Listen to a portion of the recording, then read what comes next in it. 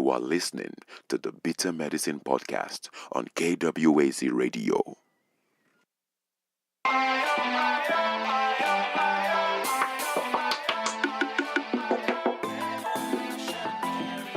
Welcome to the Bitter Medicine Podcast, where it's all about Black empowerment. Our show focuses on Black news and entertainment, arts, science, economics, history, people, and strategies that uplift, empower, and motivate Africans within the diaspora. And now, your host, whose favorite color is black, Goku.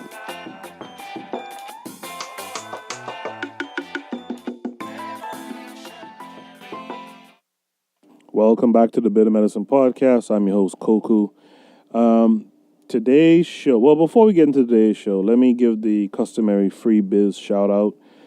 Free business shout out goes to Stephanie Renee's Salon, located at 1614 West Main Street in Kalamazoo, Michigan. The zip code there is 49006.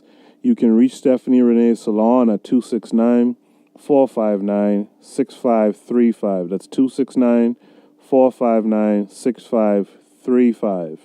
They're conveniently located inside Cali Beauty. Next up is amymarie.maven.com. That's AMYMARIE.MAYVENN.com. They also deal in natural hair care products. Their mission is to provide high-quality products with unparalleled shopping experience, world-class technology and hair care products, etc. You can find them at amymarie.maven.com. Next up is Melanated Conscious Society. You heard me talking to Kepra L on my podcast several weeks back. You can find them at www.melanatedconscioussociety.com. melanatedconscioussociety.com is a mentor Black community empowerment organization in Jacksonville, Florida. Make sure to follow them on all social media platforms. And if you have a skill or talent related to marketing, like social media marketing or graphics or whatever you can do, or reach out to them and offer your assistance. It's for a good cause. It's organizing for our people. Lastly, Glennae Davis on Twitter. She could be reached at GLENNAERN@gmail.com. I'll just read what she sent me. She said, "Hello, thanks for your reply. I'm Glennae Davis, an LA-based registered nurse, author of a critically acclaimed memoir, Yet Here I Stand, creator and chief nurse of Nave's Vision, a healthcare media empire where we provide the healthcare education and planning to bridge the gaps of knowledge between discriminated, disadvantaged people facing employment discrimination and the healthcare industry, resulting in having a strategic plan with the medical support they need to no longer be victimized, merchandised, or marginalized by the system." I currently have 2 products available for your listeners. Number 1 is the memoir, and number 2, a free health checklist. So guys, if you're listening, make sure reach out to Glennae Davis. Once again, her email address is GLENNAERN@gmail.com. Also, please listen to this.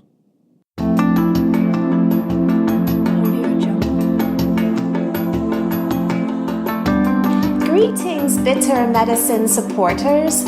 It's Caramel Yogi, aka Tamika, the creator of Victorious Ones LLC, where we help single parents find peace and harmony through meditation and vinyasa yoga. Visit Caramel Yogi on IG or send an email to caramelyogi@gmail.com. CARAMELYOGI. We will help you stay on your path of peace and harmony.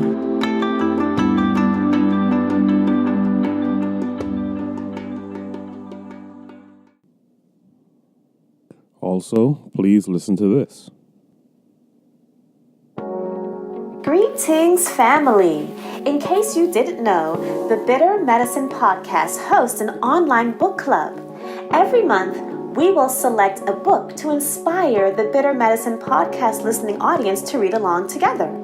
At the end of the month, we will host a call-in show book discussion live on YouTube.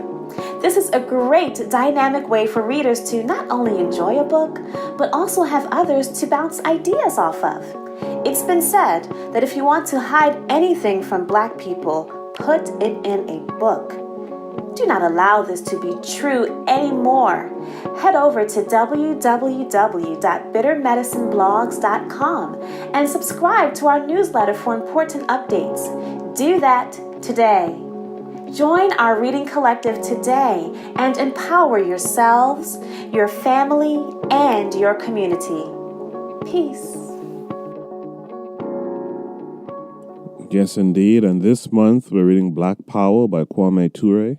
Last month we read The Destruction of Black Civilization, which we will do the book review in the next week or two.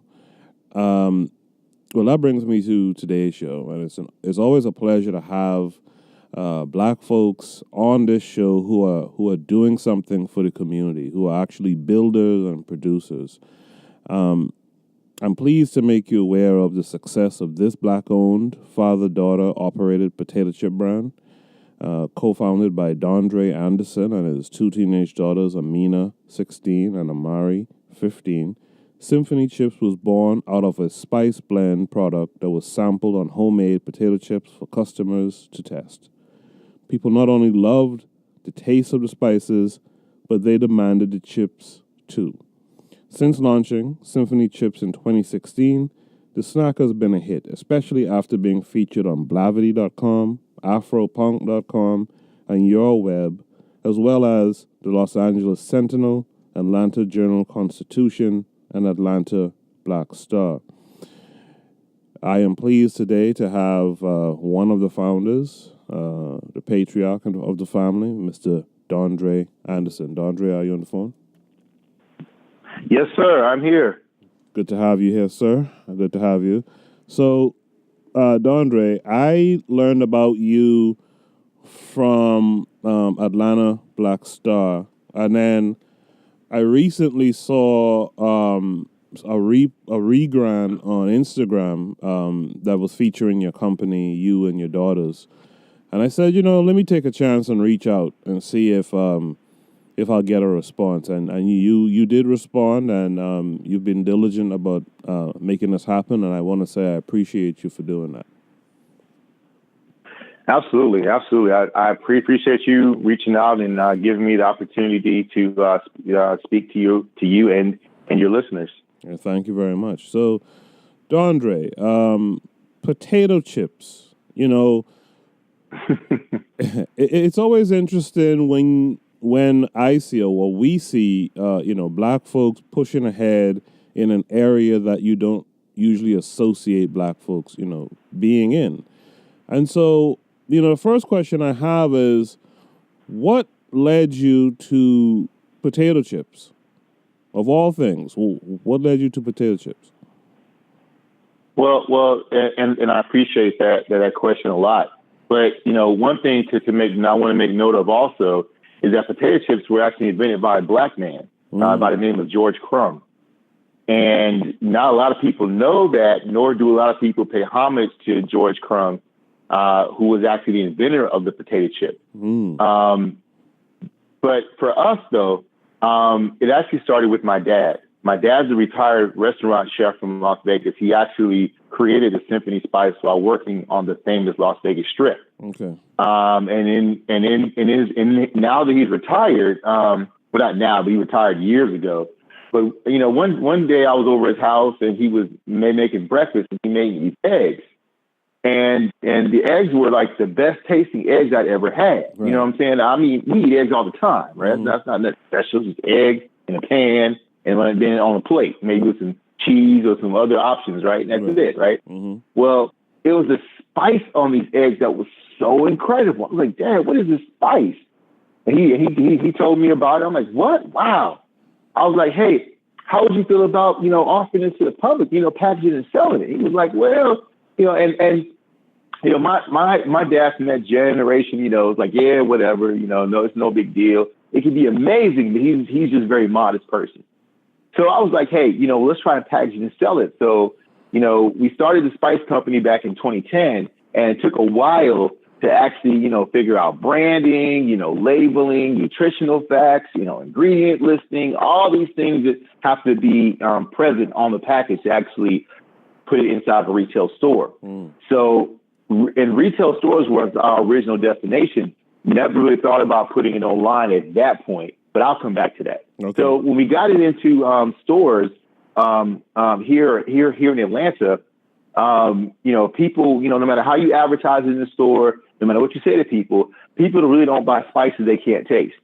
So we actually began putting it on raw vegetables, putting it on popcorn, and we were getting sales. People would try it, and then, they would buy it. But it wasn't until we started doing the homemade potato chips in the store that people really began to take notice. And it was like, literally, we would just we would slice the potatoes right into the grease, let it cook for a few minutes, put it on a paper towel, season it, and hand it out. And people would literally start crowding around the table, like, oh my God, these chips are made. They would call other people inside the store. Hey, you, come here, you got to try these potato chips. That's literally how it happened. It's like, oh my God, the spices are good. And people would buy the spices, but they'd be like, I need a bag of these chips.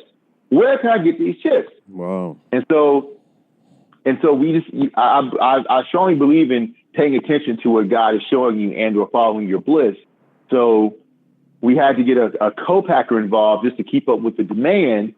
And then we, of course, that, and then even getting a co-packer involved, there's steps you have to go through with that. You got to get packaging.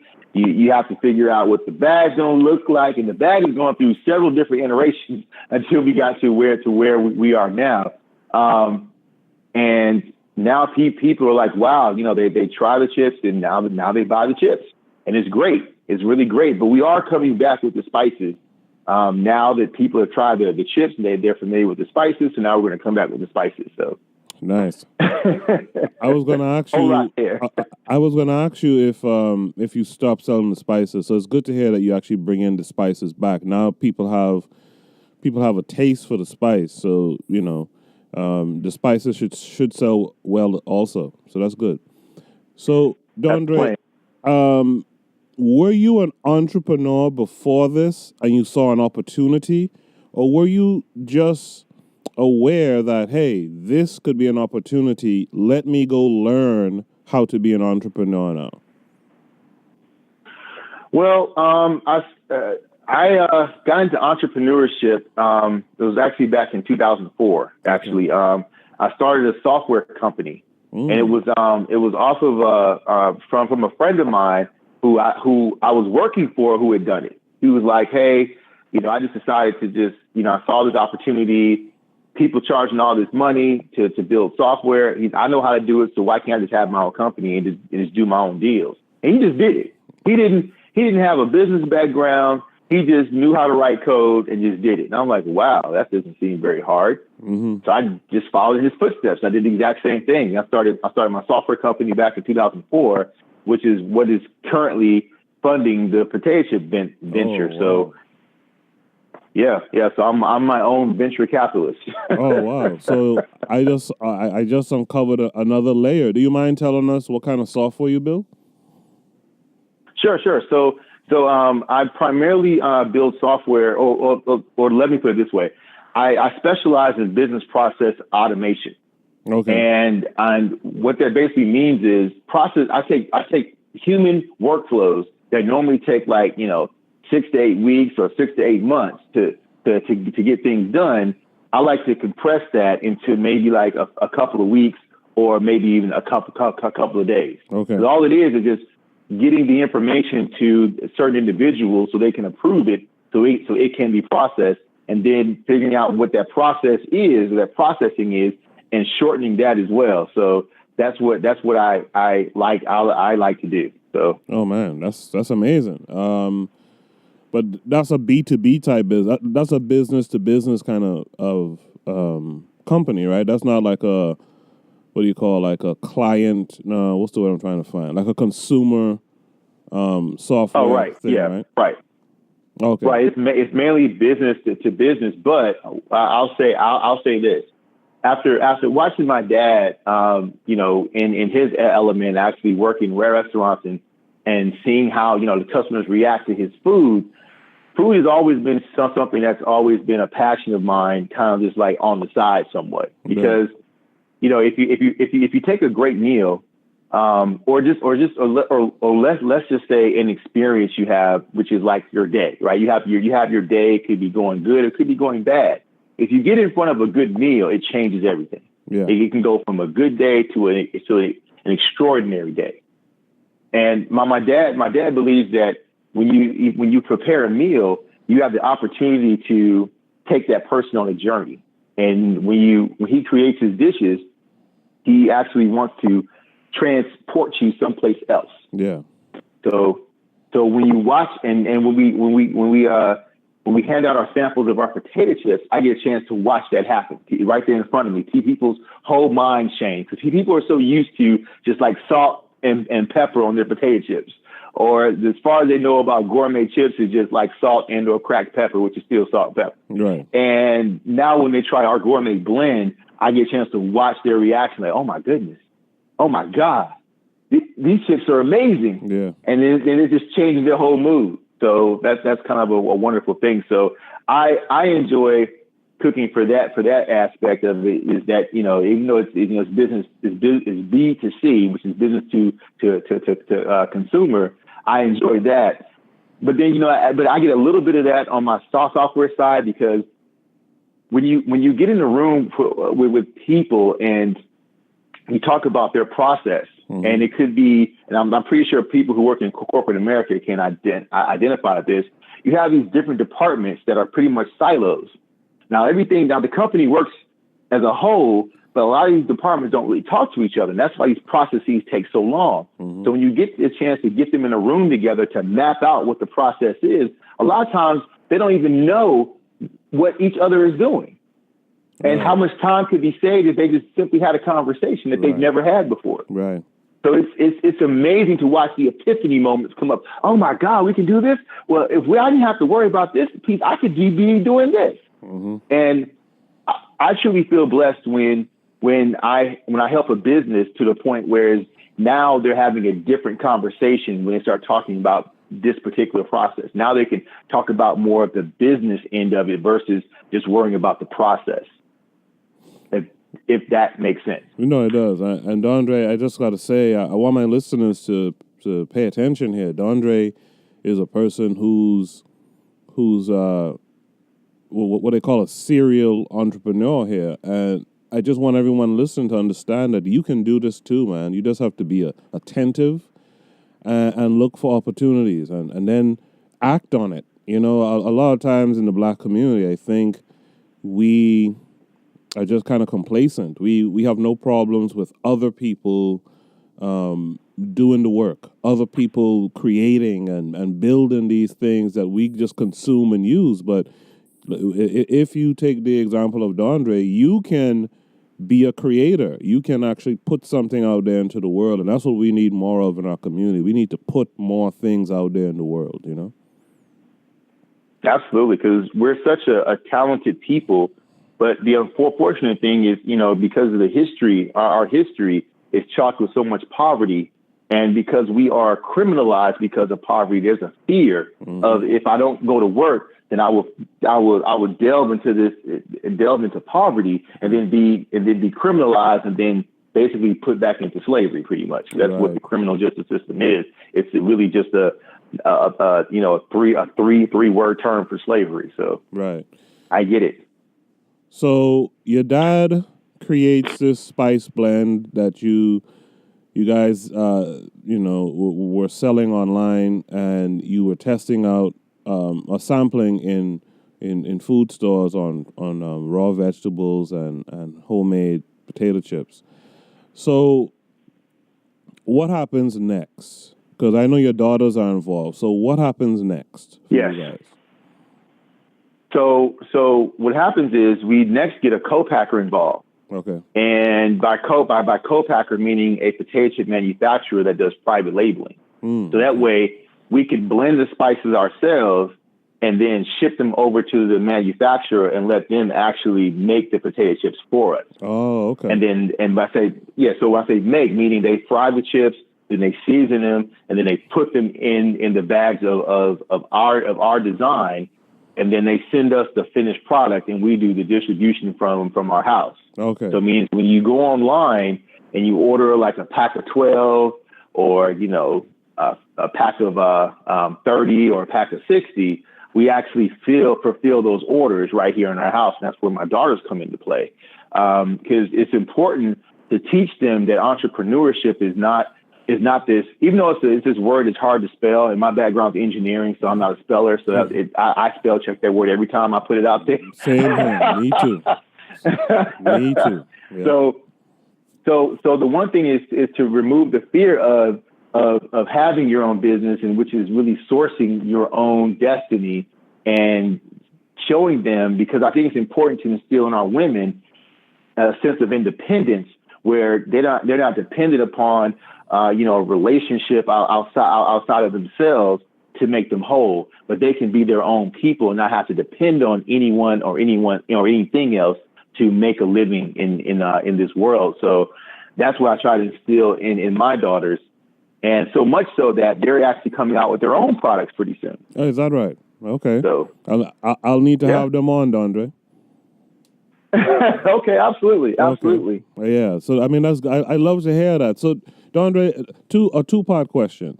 What was the biggest thing you learned of being an entrepreneur in the snack industry, and what's the biggest thing you think you were able to teach your daughters along those lines in the snack industry? So the first thing is how do I set myself apart? Okay. Right? Because the potato chip industry is saturated, right? Everybody has a chip, it's a kale chip, a beet chip, and all these other things, right? Oh yeah. Mm-hmm. Well, what I feel like what sets us apart, and what I had to figure out was, I have a gourmet seasoned potato chip, which is not out there on the market. Mm-hmm. So I could very simply just offer, like salt or rosemary or just some other, 2 or 3 dimensional flavor.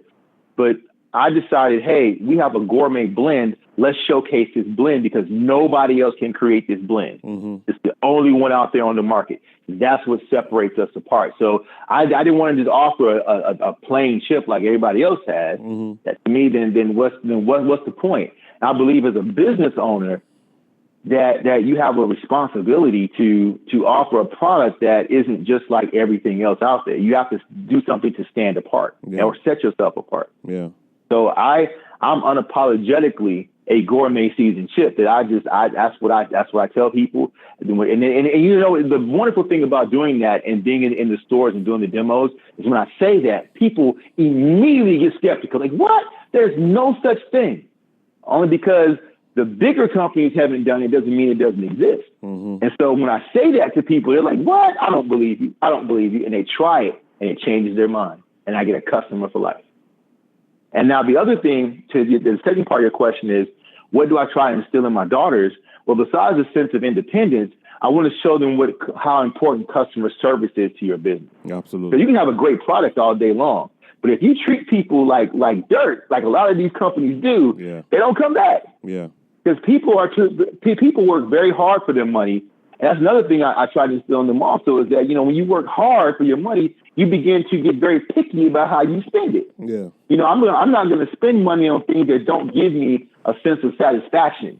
So when customers, like, cause sometimes, even though I have an order sheet in front of me, sometimes I may get an order wrong. Yeah. I may do a 1.5 ounce bag instead of a 7 ounce bag, for example. Right. I just wasn't paying attention. It happens. Not very often, but it happens. Mm-hmm. And people will reach back to me like, hey, what's going on?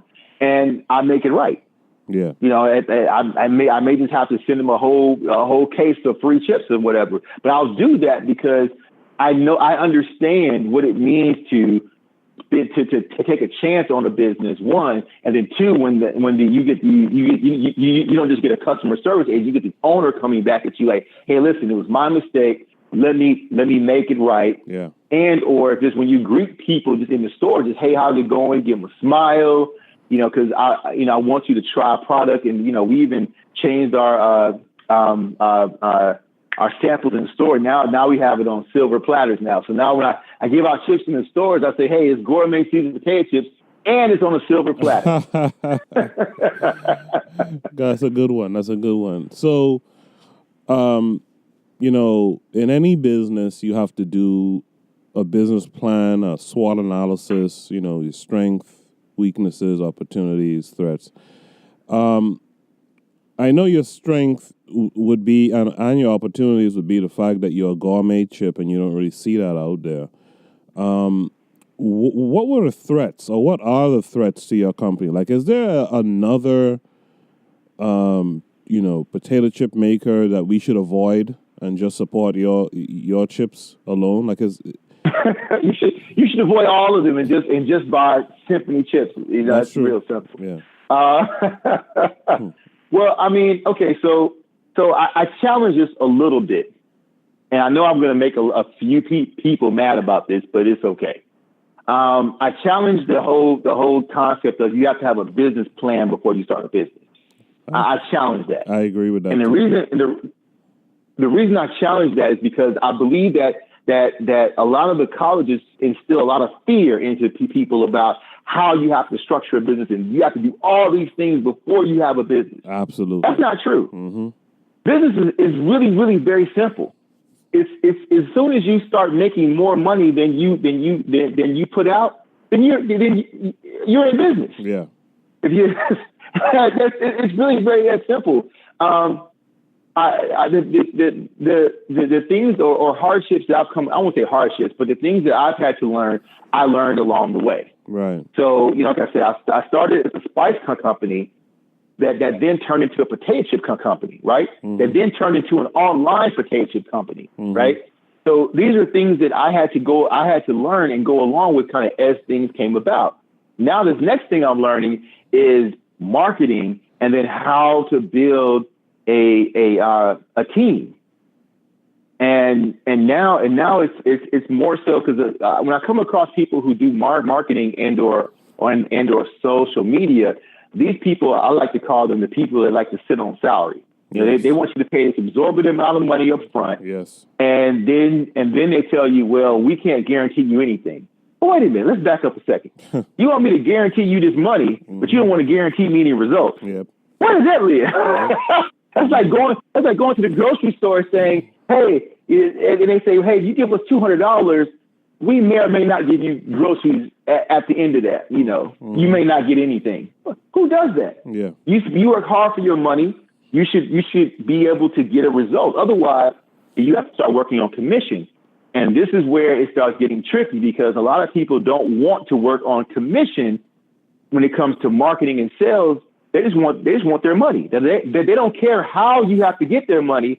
They don't care if you got to not pay your light bill or you got to eat bologna and cereal. They don't care about that. Just pay us our money. Mm-hmm. And it don't work that way for me. Mm-hmm. So when I talk about business to people, I tell them, hey, when you're a new product, you don't have the capital to just sit people on salary. You need people that's willing to go out there and hustle because you're hustling. Yes. I feel like if I'm out here hustling, you should be hustling too, especially if you want my money. Yes. I mean, I should see you on the front line with me, not sitting back in the office, mm-hmm. Giving me direction. And I'm the owner. What does that look like? Mm-hmm. Mm-hmm. So I'm sorry. Did that answer your question? I kind of went on a tangent. I apologize. No. That was great because I have a follow up to that. But continue. Okay. So not only with the building of a team, but then there's also being careful about where and how you get capital into your business. I'm kind of the mindset of I believe in lines of credit more so than I believe in loans. Mm. And I like the fact that my business, I'm going to grow my business based on the revenue it generates. Yeah. Because I make enough money from my software companies, I can just throw money at stuff. And I've done that in some cases, and I've learned lessons the hard way. I can't outperform my sales. Right. I can't do that. Right. And a lot of people jump on and say, hey, well, I'll take my life savings and I'll buy all this inventory And then I'll go to a bank and get a loan on my inventory, but you haven't sold the product yet. Mm-hmm. You haven't figured out how to market your product. Who's your target market? Things of that nature. And so these are things that I had to learn along the way. I mean, I knew my target market was, people who have, that enjoy all natural products. But then it's finding the stores that would carry those products and instead of having to buy into that tenant system, which is what's going on with these larger grocery stores. I mean, and I don't call myself a small business owner. Mm-hmm. I call myself a new business owner because I really believe that words are very powerful. If you call yourself, because I don't believe in small business. There's no such thing as a small business, only small mind. Yeah. So you have to be very careful about how you classify yourself. So as a new business, you learn how these games are played. As far as, the larger stores and why larger stores don't really have new products. Well, there's a reason for that. And, why banks seem to prey on new businesses. There's a reason for that as well. Right. Because they want to give you those loans, they can get you in that debt, but they don't really have I can see if they had this big marketing strategy that was going to market you out there, and you can see how those dollars are going towards marketing and see how your sales are being picked up and are skyrocketing. But they don't do that. They're in the business to, hey, we'll get you this money, and you have 30 or 60 or 90 days to pay us back. Otherwise, then we just come seize all your inventory. Yeah. What's that about? Yeah. It's cutthroat. But, I want to say something to the listeners. Now, listeners, I want you guys to pause this show here and go to www.symphony, SYMPHONYCHIPS.com. That's symphonychips.com. And place an order today. Place an order right now. Put this on pause. Place an order. But I also want you guys who are listening to understand something here. You're receiving, and you probably wouldn't realize this without me saying it, but you're receiving a master class here that you don't find anywhere else. Anytime people tell you about starting a business, like I'll use Boyce Watkins for example. Boyce Watkins will tell you, hey, start a business, for your kids and blah, blah, blah. But there's no insight into it. If you listen to Mr. Anderson here today, you're getting insight. In fact, you're learning stuff from the couple minutes Mr. Anderson was speaking here. You've gotten more than you get in a lot of business classes in college. Because this is tried and true. What Dondre is talking about is stuff he tried, and it's true. And I can add, in fact, Dondre was almost speaking for me when I've started businesses in the past. It's the same thing. I didn't want to really take loans and stuff like that, for the same reasons. So it's the same thing. And again, you don't get this in a business class. In fact, the last thing Dondre said, was talking about was the loan that you get. They don't give you a marketing plan. They don't give you any resources that helps you to be successful because they don't care if you're successful. In fact, they hope you fail, I think. So I want you guys to pay attention. So this show is about the chips, symphonychips.com. You could find them on Instagram at Symphony Chips. You could find them on Twitter, same thing, Symphony Chips, and Facebook. But even though it's about the product, and I want you guys to go and support this business, right? But I want you to listen to what we're talking about here. We're really getting into some concepts. You don't have to have this massive business plan to start a business. That's what schools teach you. I read this book called The $100 Entrepreneur, I think it was called. And they basically tell you, man, if your business plan is longer than a single page, you're doing too much. You're doing too much. Like your energies are being put in the wrong place, right?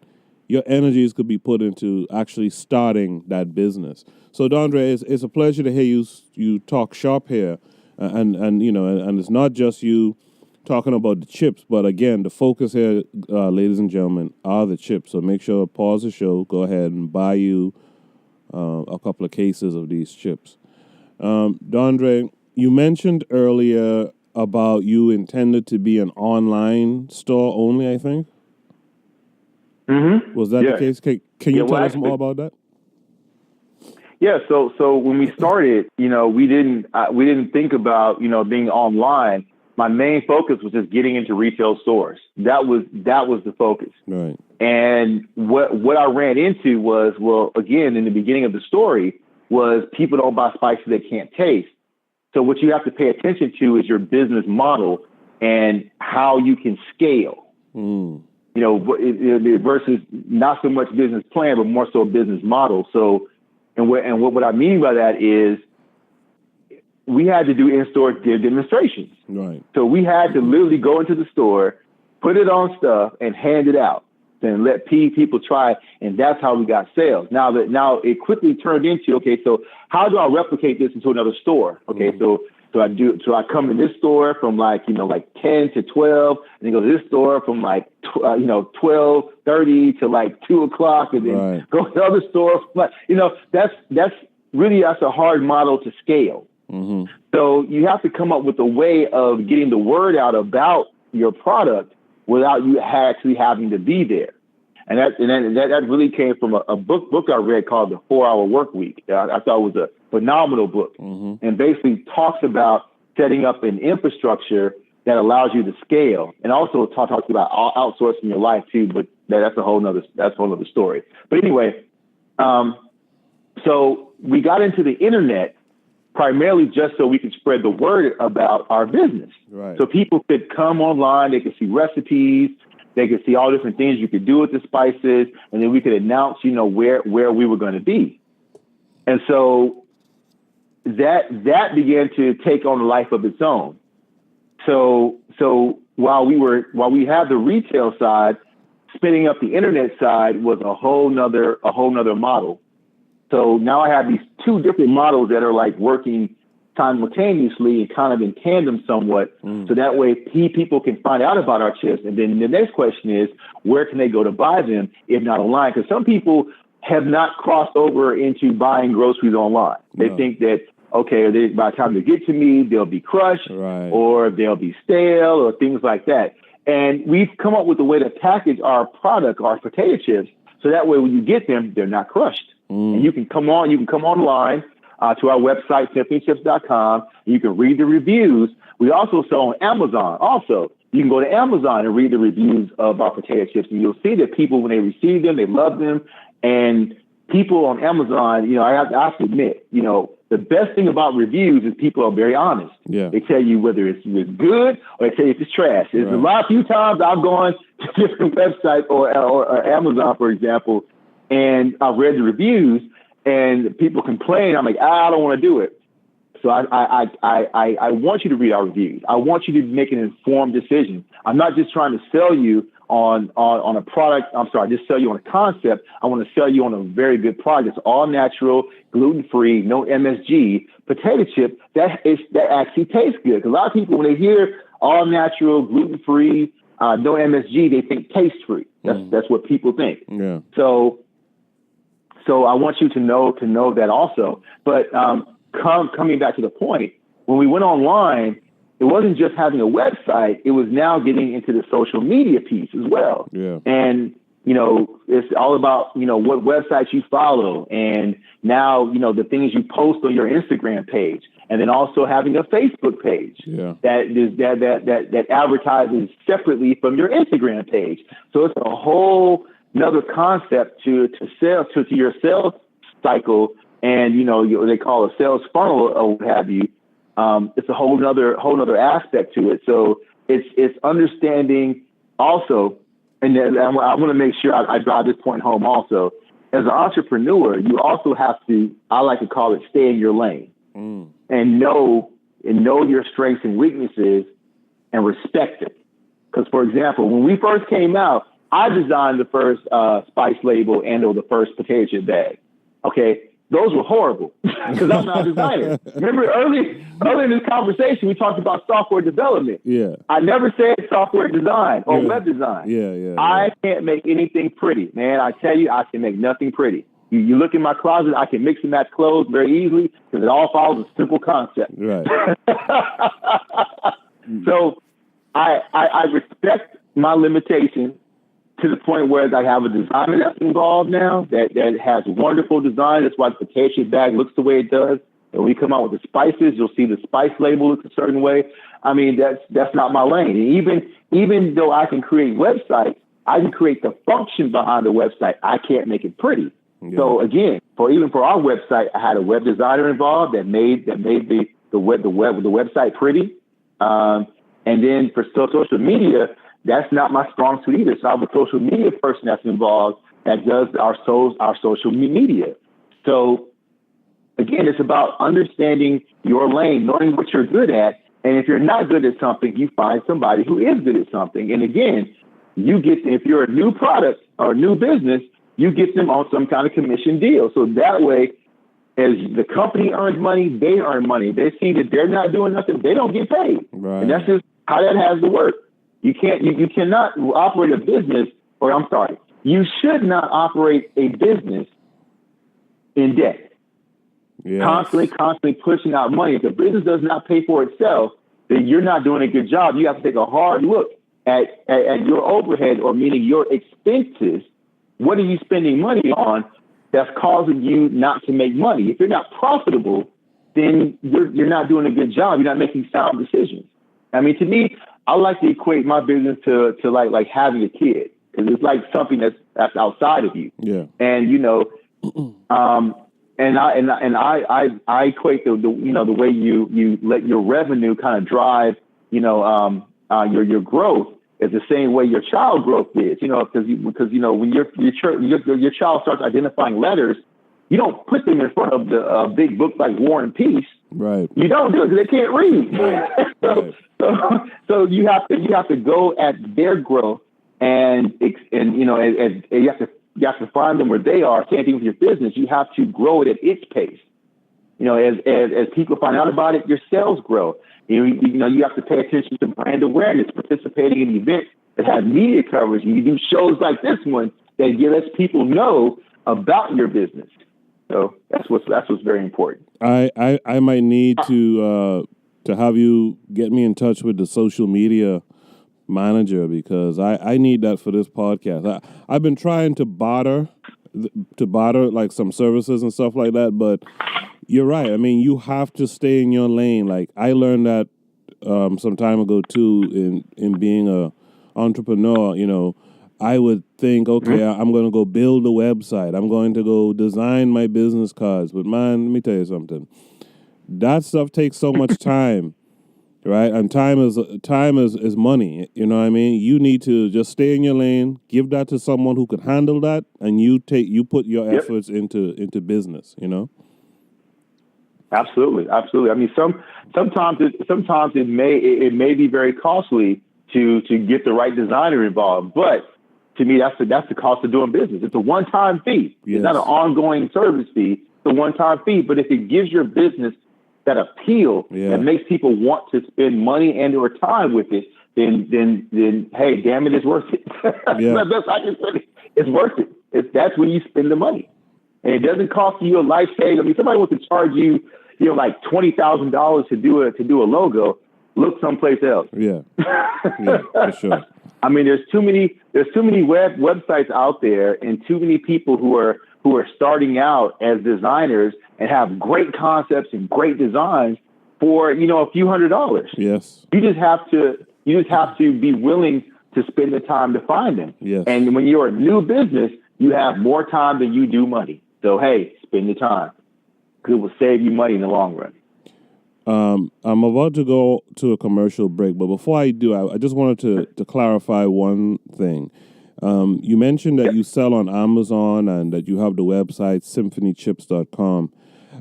Which site do you prefer people order chips from? Symphonychips.com. SYMPHONYCHIPS.com. Yes. That is our main website. Please go there and order you some Symphony chips. And after you've tasted the chips, go to Amazon and write a review. Yes. Because I know a lot of people use Amazon kind of like a marketing tool, right? They sell on Amazon, but from what I understand, Amazon kind of puts their hand deep into your pockets, so to speak, per sale. So a lot of people don't like to sell through their, they like to sell through their website. So yeah, make sure go to symphonychips.com, order your chips today, and then write a review. I think that's so important. We put stuff out, black folks, we put stuff out, but we don't get the reviews. We don't get those reviews to support our marketing drive. So please make sure to support. Dondre, I'm going to go to a quick commercial break. On the other side, we'll continue our conversation, okay? Sounds awesome. Okay. You are listening to the Bitter Medicine Podcast on KWAZ Radio. Peace, family. This is Oni, inviting you to listen to the Pro-Black Perspective, where black problems are addressed with black solutions. Black people face one problem: the problem of ignorance. This is why those who opposed us stole us from our parents, disconnected us from our continent, and enforced on us illiteracy. But now the ignorance is self-inflicted. We send our children to their machines. We detach ourselves from our motherland, and we don't read meaningful literature. Consciousness is a series of stages. The sooner we get to one, the sooner we are ready for the higher. The Pro-Black Compendium accelerates the beginner to the advanced and provides for the advanced an unparalleled breadth. This is the sort of book your enemies do not want you to read, but our ancestors would insist you read twice.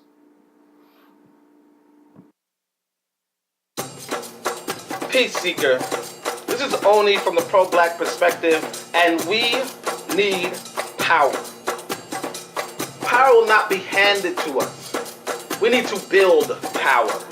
But in order to build power, we need a power blueprint. You need to study the best blueprints available. You have Gardners. You have Wilsons. You have Williams. You have mine. Now, you'll have Cooks. Carlos A. Cooks was Garvey's best student, the greatest mind in the world from 1940 to 1966. Yes, the greatest. Yet Whitey doesn't want you to read his blueprint. Cook's blueprint isn't religious. Cook's isn't for integration. Cook's isn't for communism. Cook's isn't even for anti-blacks. Cook's blueprint is for Africa. And Cook's blueprint is the unknown blueprint that was the basis of black power as we know it today. When you say buy black, you're talking about Cooks. When you say black is beautiful, you're talking about Cooks. When you say Malcolm got something right, you're talking about Cooks. But Cook's blueprint was lost, and Whitey is hiding that blueprint behind a $1,000 paywall. He's hiding solutions from you, telling you you need to take out a small loan to get the information that can liberate you. Whitey does not want you to have solutions to your problems, but you need solutions. You need power. I will give you the Carlos A. Cooks Reader, valued over $1,000 at a 98% discount, $15. Send $15 to cash.me/$ABS Oni with the subject Carlos and your email address, and I'll send you the ebook. We need power. You need blueprints. Start building today.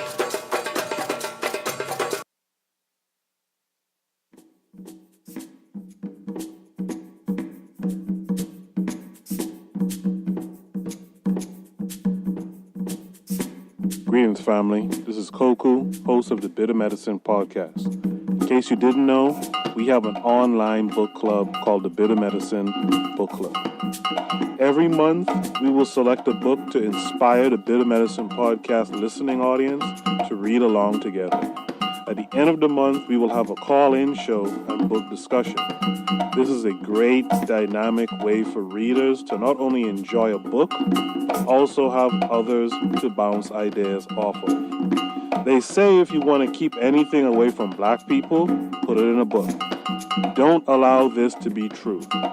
Head over to bittermedicineblogs.com and subscribe to our newsletter for important updates. Do that today. Join our reading collective today and empower yourselves, your family, and your community. Peace and blessings.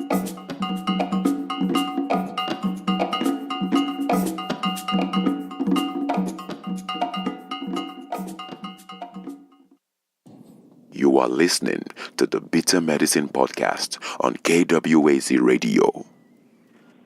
Welcome back to the Bitter Medicine Podcast. I'm your host, Koku, and today we are joined by Mr. Dondre Anderson. He is the co-founder with his two daughters of Symphony Chips, and we've been talking Symphony Chips, which you can go ahead and order at www.symphonychips.com. You can follow them on Instagram at Symphony Chips, Twitter, Symphony Chips, and Facebook, Symphony Chips as well. Make sure to follow them today. Let's make sure to support black businesses wherever we can and whenever we can. Dondre, we've been having a good conversation.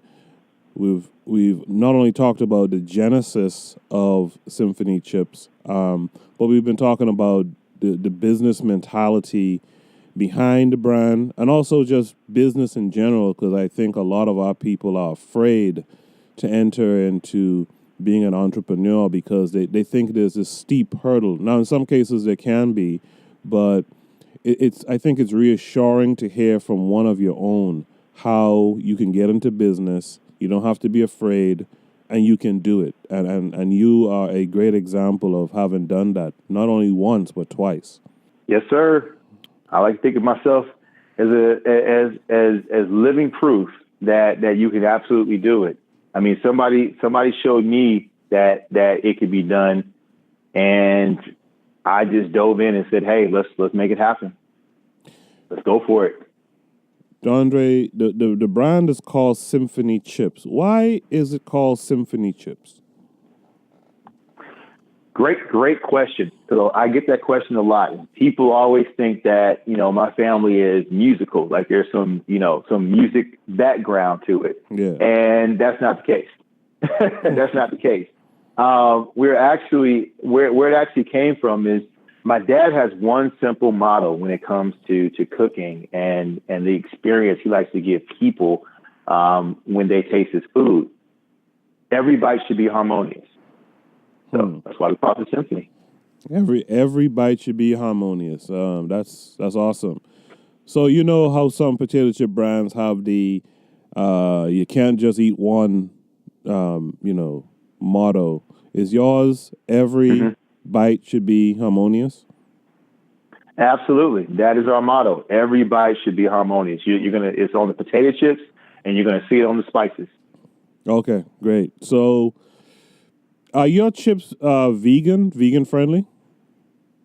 They are vegan friendly. Yes. Thank you for bringing up that point. Absolutely. That's important. We were actually at the there's a vegan and tea show here in Atlanta, and we were featured there as well. So our chips are vegan friendly. Yes.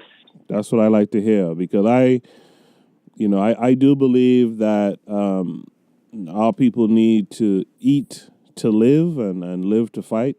And hearing that it's vegan also delights me, not only because I'm vegan, but it shows me that you're aware that you can be a little bit more, I guess, universally accepted in the market. You know, the vegans and non-vegans can eat your chips, whereas if they weren't, you know, vegan friendly, only a certain amount of people, you know, a certain percentage of people would be able to enjoy them. Right. Absolutely. Absolutely. I think it's important. That's a very important point you made about choosing, or not choosing, but just being very conscious of what it is you're putting into your body. Absolutely.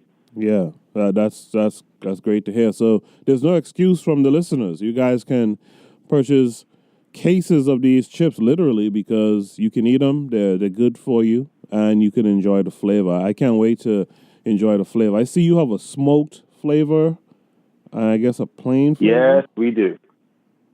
Yeah, well, not necessarily plain. So we have the original flavor, and the smoked flavor. The original flavor is our signature gourmet blend right there on that potato chip. So don't think for 1 second that it's just a plain chip. Right. Okay. It is a gourmet seasoned potato chip. Now the smoked flavor is another signature potato chip we've come out with.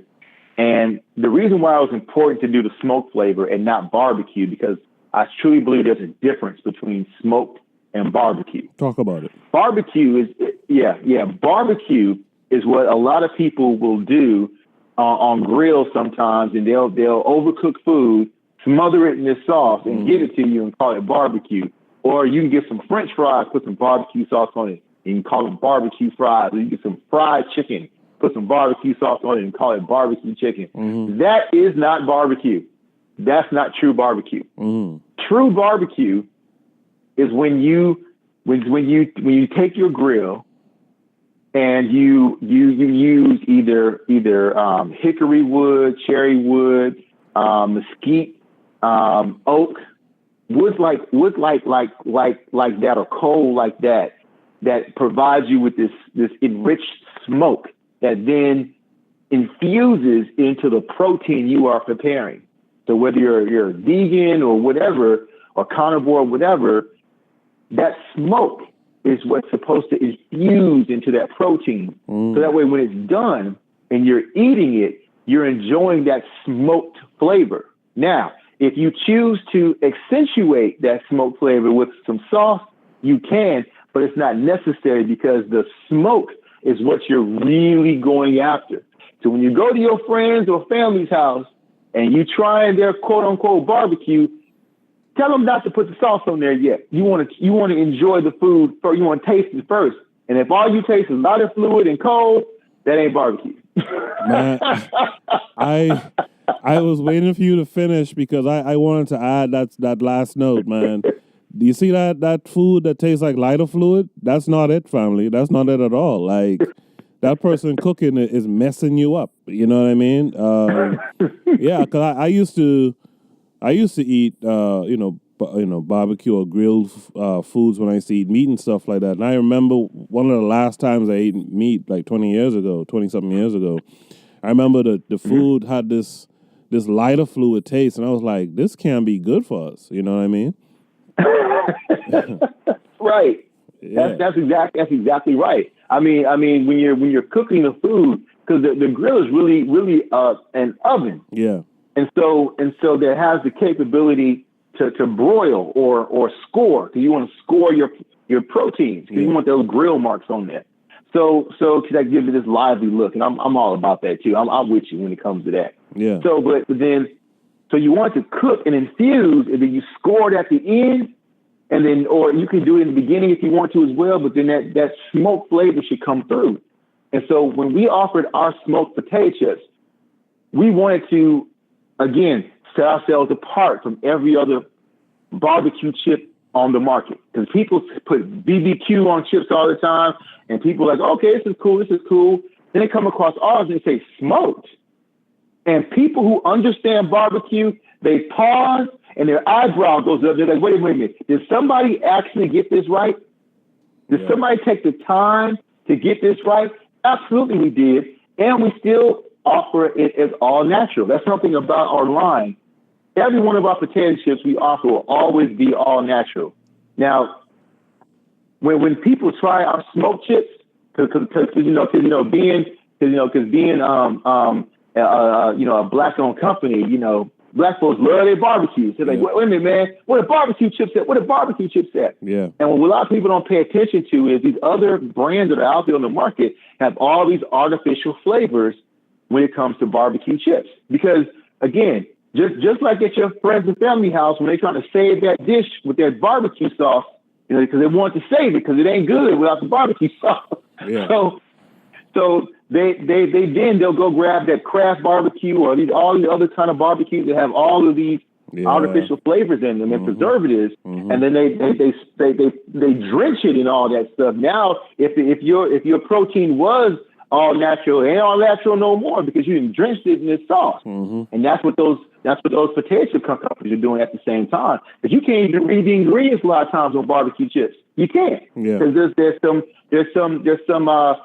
chemical that's in there that you don't even know what it is. Yeah. Well, you turn over a bag of Symphony potato chips, our smoked flavor specifically, you can read every ingredient. You don't hide nothing, and it's all natural. That's right. So now you can enjoy that smoked flavor.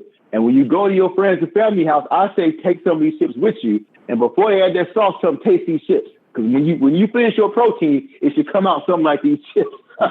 Give them something to shoot for. Yeah. So let me ask you, because I know you had to do your research into these flavors, in terms of what you rolled out first, etc. What flavors does I'm sure you sell to all people, and I'm sure you buy black but sell to everyone. But as far as our community goes, what flavors, are like the top flavors of choice in our community? Excellent question. Well, and this goes back also into understanding who your target market is, right? Or who's buying your product, right? 80% 80 to 85% of my customers are women. 80 to 85%. And it's women that do the grocery shopping. Yeah. It's women that take care of the household. So they're the ones making those decisions a lot of times. Yeah. So those are the ones that buy my chips the majority of the time.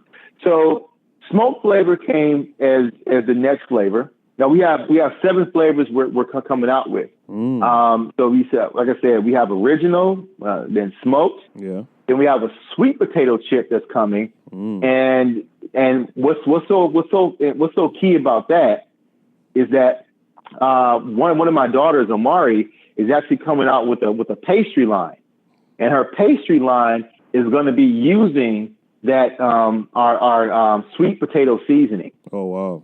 So it creates a flavor that nobody else has out there on the market. So that's really cool. And then I'll go ahead and mention my other daughter, Amina. Amina's coming out with a gluten-free fry mix that's encompassing all of our flavors as well. So now you can fry your protein without a lot of the guilt. So wow. Gluten-free, also low carb, and it tastes amazing because you're getting that flavor from our potato chips again. All right, so I'm sorry, I digress. So original, smoked, sweet potato, which we're going to call souffle. Then bouillon, then balsamic, which is our answer to salt and vinegar. Yeah. I think you can do so much better than salt and vinegar. So balsamic, then also lemon pepper aioli and the chipotle aioli. Man, that lemon pepper aioli, I have a friend. I'm sure she's listening to this. Her name is Lisa. I'm sure she'll buy extra cases of the aioli because she was the one who put me on to aioli years ago. Like she put me on like verbally because I had never heard the word before. I was watching some cooking show, and I said, "What the hell is an aioli?" And she was like, "You've never eaten food before," you know. So she put me on, and then around, I don't know, soon after, I found this recipe to a vegan aioli that I was making for my food that was great. So yeah, I'm sure she will really appreciate that too. Absolutely. So those are the flavors. Those are our 7 flavors that we're coming out with so far. My dad is still in the process of coming up with more.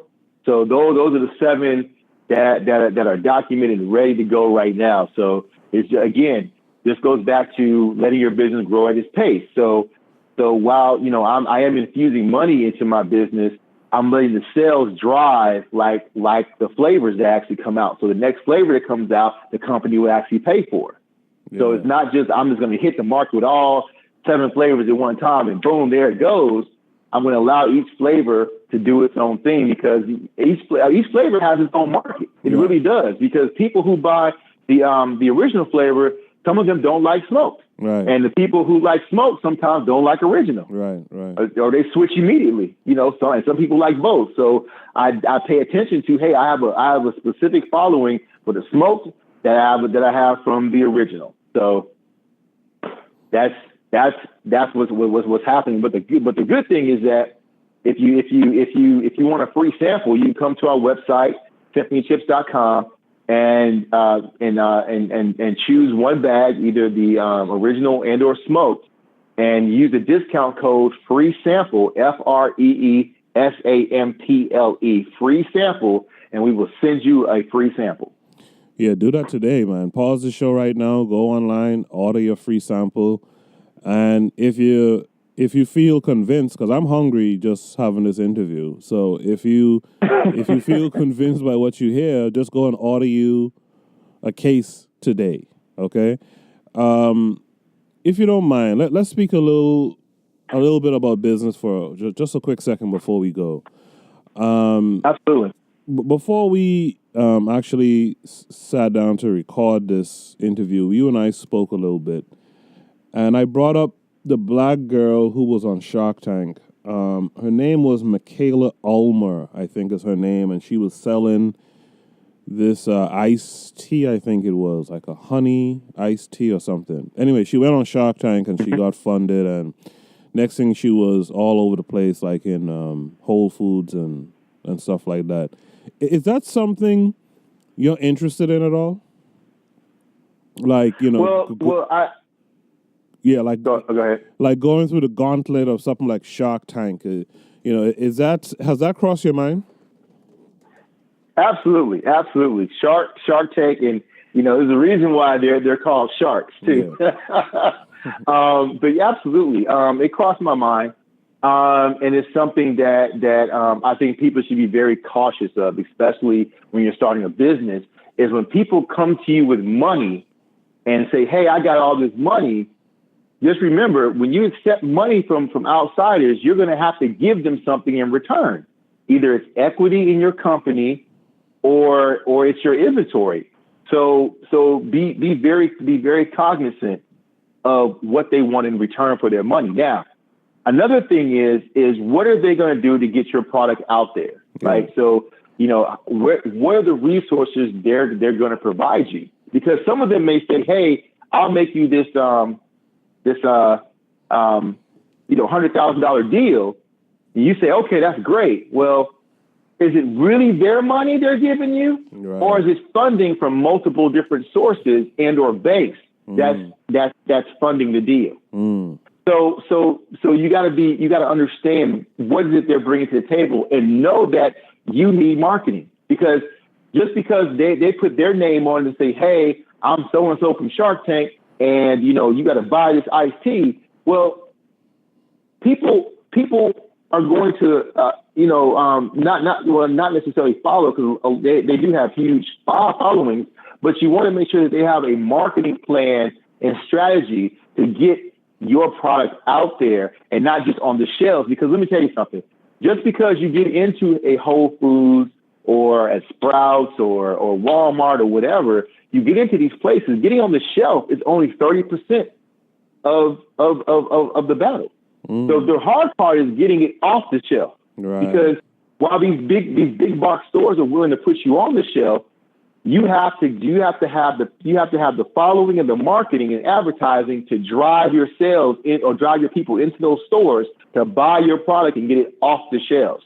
That the whole thing is about making money. You gotta go into that understanding that it's all about making money. So these people investing into your company because they want you to make money to what pays them back at a certain interest rate also. Right. So they may lend you $100,000, but they may want $150,000 back. Yeah. You got to be able to make those sales, and you also have to have your manufacturing in place, because Walmart and Whole Foods and Sprouts and all these other big box stores, they're going to come at you like listen, I want to put you in 400 stores tomorrow, which means that you need to be able to fulfill that order. Yeah. Now, most manufacturers are paid, or on a net 30 basis, meaning you can place an order today, but in 30 days you got to pay for that order. Yep. Which is kind of cool, because it gives you the opportunity to make money and not have to pay so much money up front. Right. That's not really a bad thing per se. But in 30 days you got to have their money. So if Whole Foods says I'm gonna put you in 400 stores, and let's say each store is like 10 items, or whatever your product is, 10 items. Well, 10 times 400 is, well, that's easy math, 4,000. You got to be able to put you got to come up with 4,000 products to put into these stores, and it has to get delivered to these stores. So the manufacturer has to create it, and it has to be shipped to these stores. So all that is a cost. So you have to understand, where are these 400 stores, and how do you target the area around these 400 stores to drive people into these stores to buy your product. And you have to have all that in mind when you're sitting at the table before you take their money. You want to know, how is this going to happen? Because you want to understand, okay, I'm sitting, these 400 stores are just all in the Midwest. Okay, what is your strategy for marketing in the Midwest? And they say, well, we don't have a strategy. We're just giving you the money. Well, no. Wait, time out. How are these people going to know my product is even in the stores? Well, we figured you figured that out. Well, if I could have figured that out, I'd be in these stores already and advertising in those plaques. Right, absolutely. If I could have figured that out, I would be in the stores already. Yeah, I'd be there. Yeah. So I say be very conscious and about how they're going to get this stuff done for you, because people a lot of times think money solves the problem. No, money sheds a light on your weaknesses. That's all it does. It shines a magnifying glass and a light on what your weakest points are, and it will bring them to surface and break them a lot of times. A lot of people have great products but don't have manufacturing figured out, and then they'll get a deal with the Whole Foods or Walmart or whatever, and they'll place that big order. And then now you can't fulfill it because you're in your kitchen trying to fry potato chips for 400 stores. Let me tell you something, they ain't gonna happen. It ain't gonna happen. And a lot of times people go under, and let me tell you something about why they call it sharks, or why these are sharks, because they eat you alive. See, the minute you can't provide product for these stores, they tell their customers, well, this is another example of another company that went under. That's what they tell them. They eat you alive. And that kind of negative publicity, once it gets out that you cannot deliver product, that's it. Nobody will touch you. It's like you got a disease. Nobody will want to touch you. Yeah. And that's how they eat you alive. And when you take these loans, and because let me tell you something else you have to be very, very aware about, is that some of these big box companies, and remember I mentioned to you before, the manufacturers normally work on a net 30 basis. Well, most of these big box stores also work on a net 30 basis. So you may place the order, and 30 days later you got to pay for that order. But sometimes these big box stores don't pay you for 90 or 120 days later. Yeah. So what does that mean? That means you got to go get a loan to pay your manufacturer and hope that you get paid from the big box store enough time to pay the loan back. Where did you make your money? Yeah. If somebody placed an order for, let's say, $100,000, and you had to pay your manufacturer, let's say, $60,000 in 30 days, but the big box company hasn't paid you yet. So now you got to go get a loan for $60,000 to cover your manufacturing costs. Yeah. So now the bank wants $80,000 in return because it's a short-term loan. Right. Those short-term loans are high interest rate loans. Mm-hmm. So and you can go to the bank with a PO and they'll see that you got money coming and they'll lend you the money immediately. It's going to be at a high interest rate. Mm-hmm. So now you got to pay the bank back $80,000. So now when you finally get your money from the big box company, now you only made $20,000 instead of $40,000. Right. Now look at there. Mm-hmm. Now your revenue got shattered in half. But hold on, this is when it gets fun. Because that big box company, let's say your advertising is working, your marketing's working, and people go in there and buy the product or whatever, and the big box company places another order before they pay for the first order. What if that happens? Yeah. No, that doesn't happen. Of course it happens. And when the minute that happens, now your $60,000 in the hole just turned into $120,000 in the hole. And now you're operating at a negative because you're trying to hurry up and get another loan to pay back the manufacturer while you're still waiting for the big box company to pay you. And you can't tell them, hey, listen, I'm not giving you any more products. You pay the first bill. They say, what? You're not going to give us product? So you can't deliver product? Is that what you're saying? You can't fulfill orders? Yeah. Is that what I hear you saying? Yeah. Well, let me make sure I make my customers aware of your inability to fulfill orders. They will just blast you.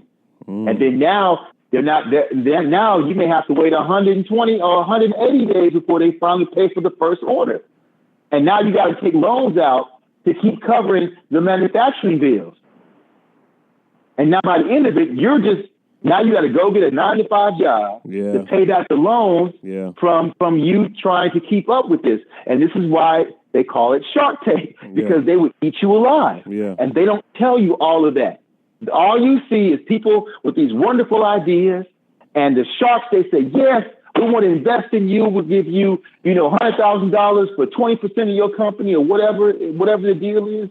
But they don't ever tell you how that deal is structured. They don't go over how they were able to get you into these stores and how they were able to drive people into the stores to buy your product. They don't go over all that because not every product makes it to market.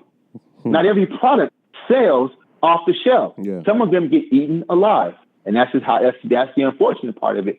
And that's the part that nobody talks about. They want to show you the glitz and the glamour. Oh, I got a deal. Oh, they hit the lottery, man. They gave them $1 million. They hit the lottery. Yeah. Again, money does nothing but shed light on your weakest points as far as your business goes. I say have the manufacturing problem solved first. That's number one. Figure out how to fulfill a 1 million item order. Yeah. Figure that out first. If they taught that in business school, man, all these products would be successful because a lot of people cannot solve the manufacturing problem. They figure if I do like 100 prototypes, I'll be good, and then I'll figure out the manufacturing later. No. You need to figure out manufacturing first because you know what? Great, it's something somebody told me a long time ago. Good things happen over time, but great things happen all at once. And chance favors the prepared mind. So if you go into it thinking about great things happening that happen all at one time, that means somebody walks in somewhere, sees your product, loves it, and they're the owner of some big box store, like say they own some chain in Korea or, South America or something, and they say, hey, I want to put you in all my stores. I have 900 stores. Now what? Remember, you just made 100. Yeah. And now you have to turn that business away because you didn't solve the manufacturing problem. You didn't think ahead. You were just thinking small. Remember I said in the beginning, no such thing as small business, only small minds. Mm-hmm. Think big. Big things will come to you. Now, for the listeners, I hope you guys are paying attention to, if you notice, I didn't interrupt Dondre at all. I want him to just drop all those jewels out there for you. And I want him to drop those jewels, not to scare you, but to encourage you to be savvy as you go forward in this thing called business.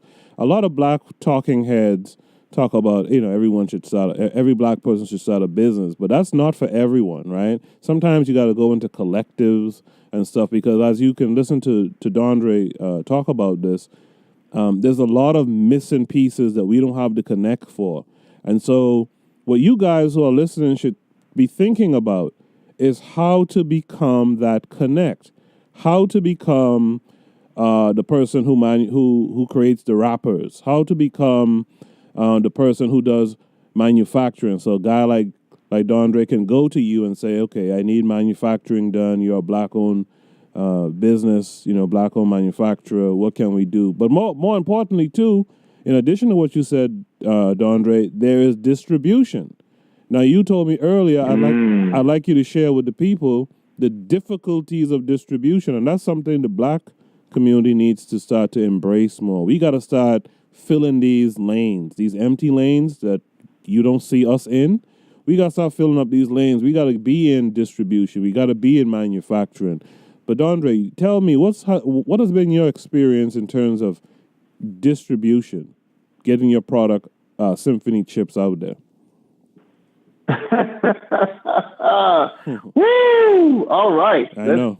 Let's talk about it. So, distribution and the good old boy system, right? Mm-hmm. So I say good old boy system because these big box stores are only interested in products that can pay to be in their stores. Now, what does that mean exactly? So when you walk into your favorite, grocery store, wherever you live, it's different names or whatever you see the same products by the same companies over and over again. And sometimes they take up 50 to 75% of an aisle. You have to pay attention to these things. Yeah. These are coming from the exact same company. There's no new products. There's no new items. When's the last time you saw your big box store showcase a new item in their store? Yeah. Doesn't really happen very often. Mm-hmm.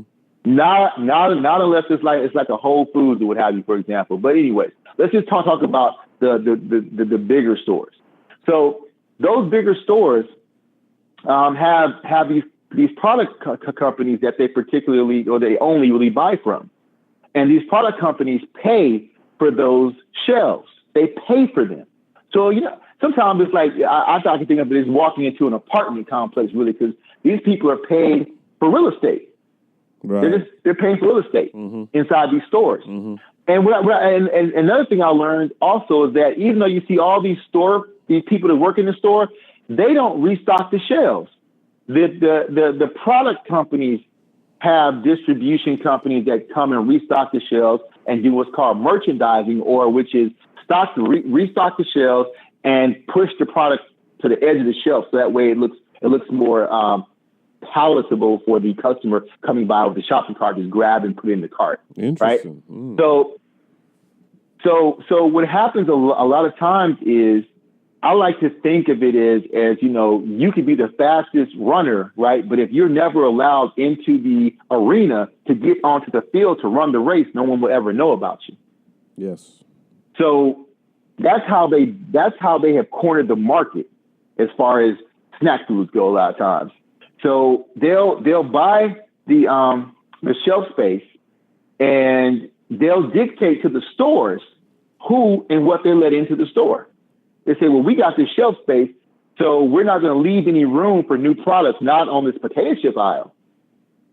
And if you notice, if you really did the research into a lot of these stores, you'll see that, like Procter & Gamble or Frito-Lay or whatever, these are the only really the big name companies are only there. There's not a whole lot of newer companies that are there because they can't afford to pay for the real estate. So now when you talk about real estate inside of the store, they're paying rent to be there, and they're offering insane prices or wholesale prices to the stores. So the stores are paying little or nothing for products, and then the companies are infusing a lot of money into the stores to keep their products there.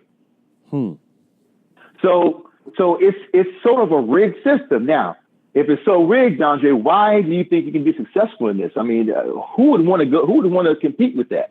Well, the wonderful thing about people is that you have a lot of grocery stores out there that are entrepreneurs also. But these people are of the mindset of, I'm not just going to buy into that big box name, I want to get products in my store that are going to sell and sell out and sell frequently.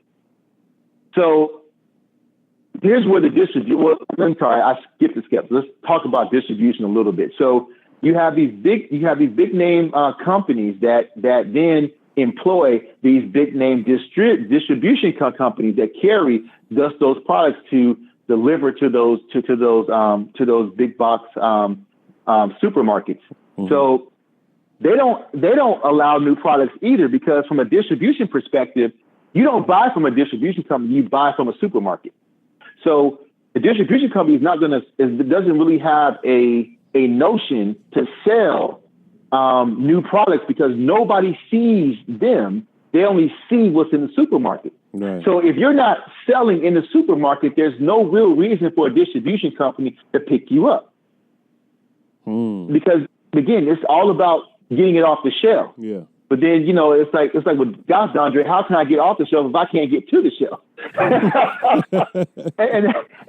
and that's true. That's true. So even now, I'm actually in a grocery store chain here in Atlanta, but I'm having to do the distribution myself, meaning I have to go into the store and restock the shelves myself, because the distribution company will not pick me up. Even though I've already made the connection with the grocery store, I'm already selling in the grocery store. It's a done deal. But the distribution companies are like, well, listen, I'm already getting money through the other places. I'm fine. I don't need anything else. Yeah, I'm good. So why should I take on the risk of a new product? Why should I do that when I'm guaranteed money over here? And some of them have even signed exclusivity deals with some of these big name companies or whatever, so they can't carry any other line. Weird. So that means, okay, no problem. What I found out is that, and again, this is where a business plan can't help you. What was it? I think Mike Tyson said it best. Everybody has a plan until they get hit, right? Yep. And finding out this information about how the supermarkets work is a hit. So what I found out was, if you look at the number of supermarkets in this country, there is just as many independently owned stores in this country as there are supermarkets. Interesting. Look at that. Mm-hmm. Independently owned means that I can ship my chips to their store. Yeah. They'll take it out of the box and put it on the shelves themselves. Yeah. To themselves. Mm-hmm. So that's the model that I look at and I kind of go after. But these are things that I had to learn along the way. Right. And I had to have a store owner or a store buyer sit me down and tell me this story about how the supermarkets really work, and how the supermarkets will set a quarterly goal of, let's say, it's 600 million, and let's say they only make 400 million that quarter. Well, they'll look at those product owners and say, hey, listen, we're 200 million short. What's going on? And the product owners will say, well, hey, listen, we'll give you the other 200 million, but we want you to build stores in these areas. And instead of us having 50% of the shelf space, we want 75% of the shelf space, or 100% of the shelf space in these stores. That's how that deal happened. But that's not publicized anywhere. That's not written down anywhere. But if you pay attention to when you go in these stores and you see which companies occupy the most of the store space, and you can tell when that deal is transpired or not. And that's what that's what I say a lot of times. But I look at the independently owned stores like, okay, well, then I can go that route, because those people are only interested in products that sell, and it prospers the community. So it's like you have places like the bodegas in New York, even around Chicago, even around here in Atlanta as well. Those are those wonderful stores and all over the Midwest and also California that pride themselves on offering certain products just to their community, because they want to do better than what the supermarkets are offering. So, hey, I employ those people. I love them, and I go after them and seek them out. So, if you're listening to this and you're one of these independent store owners, reach out to Dondre and work on a deal to carry his family's chips in your stores. Dondre, would you say that you would like to see more black folks startup companies in distribution? I would love to see that, and primarily because when you talk about the black dollar, right, and what that basically means is black people spending with other black people. What that does is that grows our economics as a community and as a people as a whole. They say the black dollar lasts, what is it, like seconds within the black community? 6 hours. 6 hours, right, Yeah. right. So it doesn't go very far, No. which means it goes from maybe one black person to one black business, and then it doesn't go back into another black business. So I would love to be able to close the gap, meaning, hey, you know, the distribution company that I that would love to participate in to be black owned, and then maybe even the packaging company I use to be black owned. Right. Why not? Because then we can start employing black people in our neighborhood. Right. So we don't always have to drive across town or catch all this public transportation across town to our jobs. We could actually be able to live and work in our own communities. That's how that happens. When we decide to say, hey, you know what? You hear broadcasts like this and say, hey, there's a company that has a need for distribution. Why don't I reach out to them? I would love to be able to have my own distribution company, my own trucking company or whatever, and deliver to these ships to all these independently owned stores. Why not? Because independently owned stores are not big supermarkets. But if you think big, meaning you don't think small, like, hey, I'll just go after just one area. You can go after a whole region, which could encompass like 300 or 400 to maybe 500 stores in a region. And your prices are set so that way by the volume you get is where you make your money. And you provide a value service to new product owners like myself who need distribution and don't want to pay into that whole real estate system, because there are several supermarkets here in Atlanta that I'm actually in that actually don't buy into that. They'll just pick you up if you sell. If you don't sell, you don't stay. It's real simple. So you guys are listening. You got a business idea or two here today. You now know that, hey, get into distribution, and that's how we can really help each other out as far as the black community goes, and as far as circulating that black dollar. Dondre, I gotta say to you that, you know, this show is a black empowerment podcast and a pro-black empowerment podcast, and I gotta say, I'm pleasantly surprised, and I'm happy to see that you're seemingly unapologetically black and conscious. A lot of times, folks who are trying to run a business, sell a product or service, they try to hide their interest or their fervor for blackness. And I gotta say, I'm pleasantly surprised that you're embracing it and you're speaking frankly about it. What led you to not be afraid to speak up and be black and conscious while still being a business owner? Well, I think there's a difference from being black owned and being unapologetically black, right? Because before I entered this world, I was human first. Yeah, I was human first, and then gender was applied. Yeah, and then color was applied. Yeah. So if you think about it in that order, I'm part of the human race first, and then I happen to be a male, and then I'm a black male. But hey, taking all that into account, also, you know, I'm a father. Yeah. You know, I have 3 kids. I'm a single dad at that. So, I mean, there's things in that go on in my life that are very similar to people from other cultures, right? I say I'm unapologetically black and conscious about my blackness is because I live in a country that reminds me on almost a daily basis that I'm black. Right. So, and I see how that can be a burden to some people in my community that look like me. And my thing is, one thing that because a lot of people love and hate Obama, but one thing Obama made me aware of is we're part of a global economy. Right. So that means that you don't have to limit yourself to the United States at all when it comes to business. Yeah. People love potato chips all over the world. Like, for example, I'm in talks with people in the UK. Mm. You know, they don't even say potato chips; they say crisp over there, right? Mm-hmm. We all love crisp. Mm-hmm. Mm-hmm. So it's about empowering our people to not be afraid to step out there. And when I say be not be afraid, what I mean specifically is what I spoke about earlier is that in our country it is pretty much illegal to be in poverty. Yeah. And in poverty meaning more so the mindset than just the money, because if you're not, multimillionaire, they pretty much think of you as impoverished.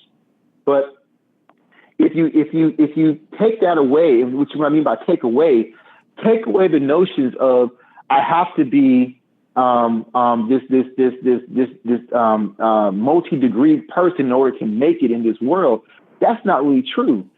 You just have to have the insight, and not I want you to say insight. You have to have just the notion of just wanting to do better and knowing that there's more out there than just what's presented in front of you. Because when people just present you with just one opportunity, you have to ask yourself the question, well, how did you get this opportunity before me? What else is behind what you're offering?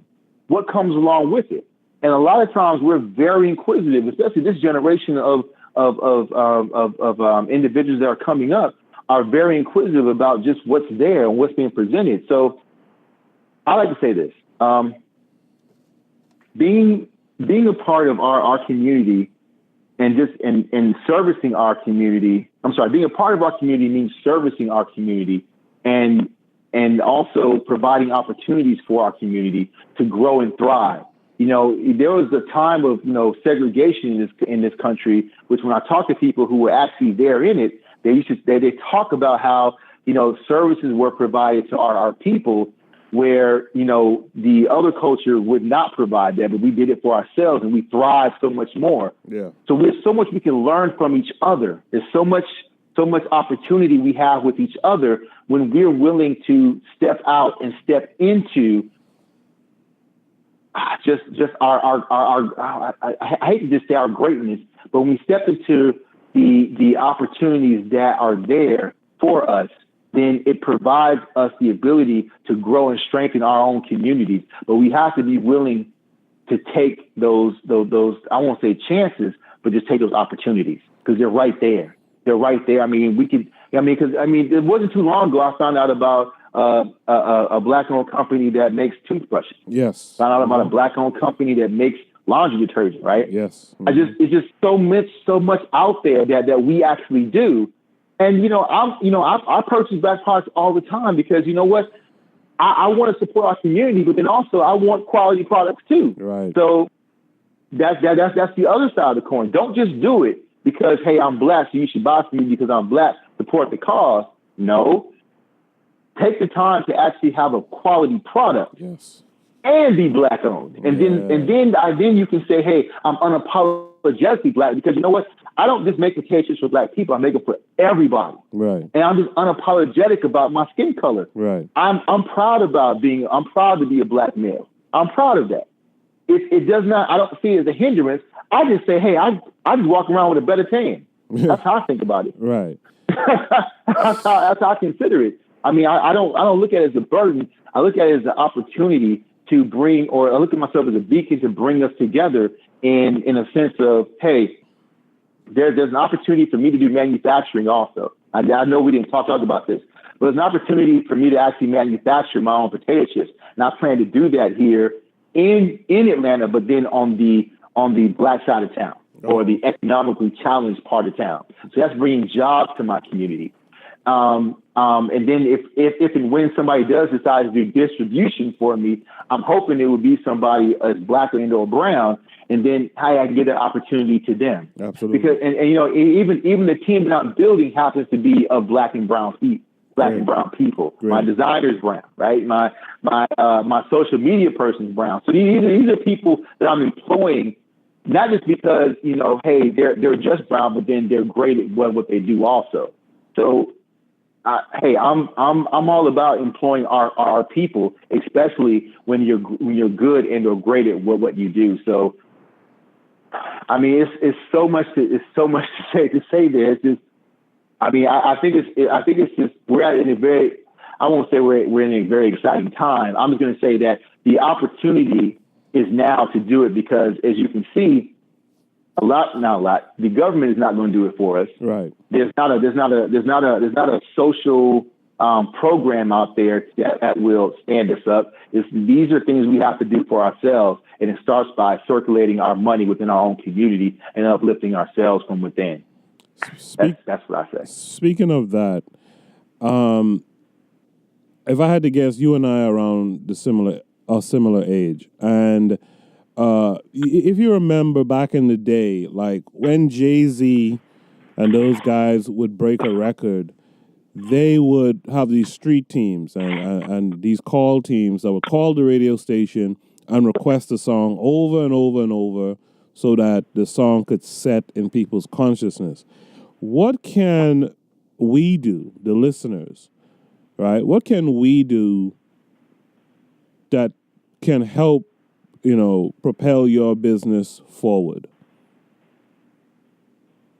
I would say the independently owned stores around your neighborhood, your bodegas and all that, go in there and say, hey, I see you have these chips here, but I really want Symphony chips. They'll say, well, what's that? And you say, hey, go to www.symphonychips.com, and they have a wholesale link there that you can click on, and you can order these chips. I would like to come in here like I do every Wednesday or Thursday or Saturday or whatever, and buy products from the store. I would like to buy these chips from your store. I don't want to buy these other chips anymore. I want Symphony chips. Okay. And those store owners will reach out to me like they have in the past, because people have done this. Okay. And they reach out to me, and I have no problem supplying their stores. It's a very easy process. Great. So guys who are listening, that's your mission. Go into your local grocery stores, say, hey man, these Lay's and Pringles and stuff, I ain't really feeling this no more. I want these Symphony chips. Okay, so first thing you got to do, go to symphonychips.com, request your sample. If you feel like you don't need a sample, just go and order some chips today. Try it out yourself. Walk in that bodega tomorrow. Walk in that bodega the next day and request that they put Symphony chips in the store.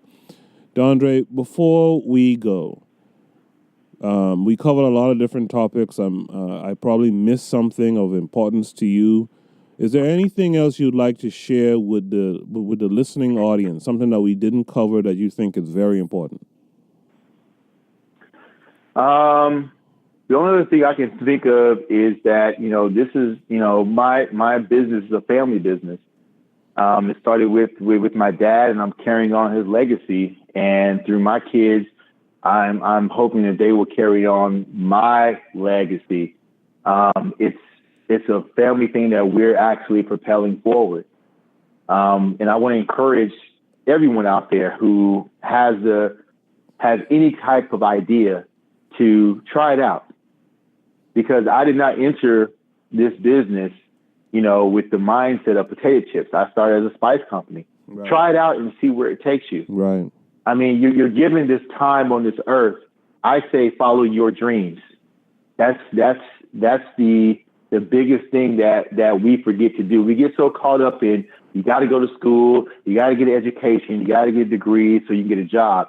Nowhere in there does it teach you to follow your dreams, because there's not a degree on this planet that you can get in your dreams. Yeah. It doesn't exist. Mm-hmm. No school, no class, no professor can teach you your dream. Mm-hmm. Your dream is yours. Mm-hmm. You have to go after it. And a lot of times, if you just go after your dreams, the money comes. The richest people on this planet don't have degrees. A lot of them don't even have high school educations. Yeah, most of them are college dropouts. But they follow their dreams. Mm-hmm. Yeah, they're college dropouts. Yeah, mm-hmm. Yeah. But some of them don't even have high school degrees, high school diplomas. Yeah. There's rich people that Forbes magazine doesn't talk about, like the people, the Saudis, for example, that are oil tycoons. Yeah. Their money is ridiculous, right? A lot of them probably don't even have high school education. Yeah. But they're born into that wealth. And what I'm trying to tell you is to follow your dreams, and the money will follow. Don't get caught up in, I have to make this end meet, because that's a lot of times what that scare tactic teaches you, and that education system teaches you. You got to get this done. You got to get this. But my biggest thing to you is to follow your dreams, and the money will come, and you'll teach your children how to do the same. Be the leader that you are, and leader means that you are here first. So set the example, so others behind you can follow in your footsteps and then go beyond. Because I'm not here to set a ceiling at all. I'm just here to set an example of how following your dreams actually propels you into places that you've never been before, which is definitely outside of your comfort zone. I mean, I'm doing things that I never dreamed I'd ever be doing. I'm in conversations with people I never thought I would actually talk to, and I'm being invited to things that I never thought I would actually get to. Like this show is a prime example. So here I am talking to you.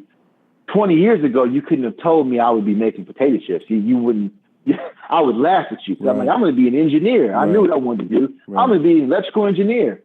But that turned into software engineering, which then turned into spice manufacturing, which now turned into potato chip manufacturing, right? So where you start is not necessarily where you end up, but just start. Just take that simple idea you have and that, hey, what if, and turn that into well, let's try it out. Let's just see what happens. So that's the biggest thing I want to leave people with. And that right there is a masterclass, guys. That's a masterclass. You won't really hear that coming from black outlets. You don't really hear that kind of game being dropped. So I want you guys to listen to this, share it with everyone, and listen to it again from time to time. You could get a lot of jewels in this episode. Dondre, I want you to tell everyone where they can find you. I've mentioned it a few times, but I want you to tell everyone where they can find you. Yes. So I want you to come out to symphonychips.com, where you can get our gourmet seasoned potato chips, all natural, gluten-free, no MSG, vegan-friendly potato chips. Symphony chips, like Symphony Orchestra, SYMPHONYCHIPS, symphonychips.com. Come out, try our original and or our smoked flavor, and then follow us on social media, on Instagram. Follow us on Twitter and on Facebook. It's all at Symphony Chips. Symphony Chips for IG, Symphony Chips for Twitter, and Symphony Chips for Facebook. Come follow us. We're especially during the holiday season, we're going to be offering specials and deals. Like right now, we got a deal going on where if you buy 3 of our 7-ounce bags, you get 1 free. So that's going on right now. So please come out, order your chips, and then share them with your friends. I guarantee you're going to love this flavor because you haven't tried this flavor before. I know there's a lot of chip companies out there, but they're only offering you 1 or sometimes 2-dimensional flavors like salt and cracked pepper. That's not gourmet. Or rosemary and honey. That's not gourmet. Try a gourmet blend potato chip that tastes like a meal on a chip. That's what we have. So come out to symphonychips.com, order some for you and your friends, and once you try them and love them, order often, but please share them with your friends, or at least tell them about it. If you don't want to share your chips, I understand, because hey, Cole, as I've seen folks in the stores, I've seen couples, the wife will come and try it out, and the husband will be like, "Oh, let me get some of yours." No, get your own. You can't have none of mine. So I've seen that happen several times. So, hey, some people don't want to share. That's cool. But at least tell people about it and tell them about your experience. And again, you can come see the reviews we have on our website. I want you to read about it. I want you to be an informed buyer. So that way you can read about it, see how other people have loved it and how the chips we came to their house or what have you. Order online. We'll ship it right to your door We ship in 1 to 3 business days. So you order today, it's like Sunday. It normally goes out the next day or at least by Tuesday. So that way you get your chips in 1 or 2 days. Well, I'm sorry, let me take that back. Depends on where you live. Because sometimes people would order in Hawaii. I think it takes 5 business days to get to Hawaii, but it gets there. So the most important thing is come try our potato chips, symphonychips.com. Come check us out. Oh man, I love how you described that just now. In fact, while you were talking, I'm on your website, and I was gonna order a sample, and then I said to myself, I'm gonna be really upset with myself to get this sample and enjoy it so much and then I have nothing else. So I'm gonna go order a case today. I want everyone who's listening to try a sample if you must, but try to order a case today, man, and let's support this brother, his family, and black business. Dondre, Mr. Anderson, I appreciate you being on the show today. I'm going to contact you soon about putting me in touch with some of your team for some projects I have going on. But I just want to thank you for appearing on the show today, and thank you for giving us insight. 'Cause a lot of people are afraid to talk about the inner runnings of a business, because I guess they're afraid people will jump in and take business from them or something like that. But you're very transparent. You clearly care about your community and you want to share the knowledge, and I appreciate you for that. Thank you so much for this opportunity. I love sharing what I know because somebody had to share it with me. So absolutely. Okay, so until next time, guys, this has been the Bitter Medicine Podcast. Make sure to like, share, subscribe, and follow us on all social media platforms. Until next time, peace.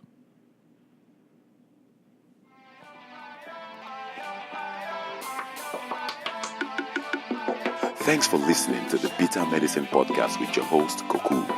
If you like what you just heard, we hope you pass along our web address, bittermedicineblogs.com, to your friends and colleagues, and share our show to all your social media. Be sure to check out our archive section on our website for previous podcasts. This has been a KWAZ radio production. Join us next time for another session of the Bitter Medicine Podcast. Follow us on Facebook at Bitter Medicine Show, Twitter, Bitter Meds, Tumblr, Bitter Meds, Instagram, Bitter Medicine.